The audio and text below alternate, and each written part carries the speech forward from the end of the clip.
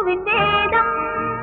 கட்டளை கேட்டவர் தொட்டில் கேட்பது பாலகன் இயேசுவின் கீதம். சத்திய முத்திரை கட்டளை இட்டது நாயகன் இயேசுவின் வேதம். கட்டளை கேட்டவர் தொட்டில் கேட்பது பாலகன் இயேசுவின் கீதம்.